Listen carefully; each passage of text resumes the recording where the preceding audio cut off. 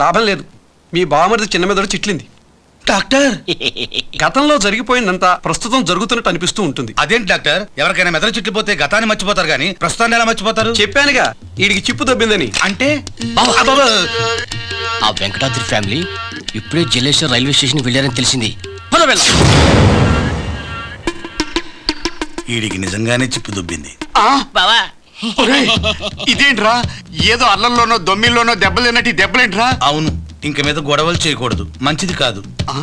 ఏంటిడు మాట్లాడితే వేసేస్తాను అనేవాడు ఇప్పుడు మాట మారుస్తున్నాడంటే ఓ కొంపది సింహరాశి ఎఫెక్ట్. ఒరే, మిమ్మల్ని కొట్టినోడు రాసేవడో తెలుసుకున్నారా? అవును, ఫైటింగ్ మధ్యలో ఆపేసి రాసులు నక్షత్రాలు కనుక్కుంటారు. నువ్వు ఆగరా బాబు, నా కాలేజీకి నేను చేస్తుంటే.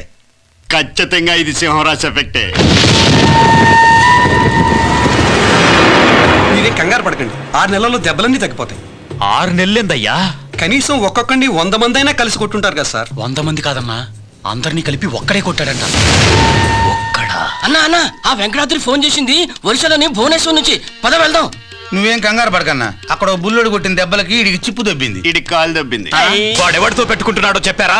చెప్పామన్నా, వాడికి అసలు భయమే లేదు, పెద్ద ముండోడు. అన్నా అసలు ఈ గొడవలన్నీ మానేసి ఎంచక్క కులు మనాలిలో సెటిల్ అయిపోదాం అన్నా, చల్లగా ఉంటది. నోరు మీద నువ్వు సామ్రాట్ అశోక్, వీడు చేసిందో పెద్ద కళింగ యుద్ధం. అన్నా అన్నా, వాడు సింహరాశోడేమోనని డౌట్ అన్నా. వాడు కొడుతుంటే ఒళ్ళంతా కరెంటు పాకినట్టుంటుందన్నా. అక్క, నిన్ను విడోగా చూడలేను, బావకు చెప్పు. పశుపతి, ఎంతమందినైనా తీసుకో, వాడు తలకాయ తీసుకొచ్చి నాకు అప్పగించు.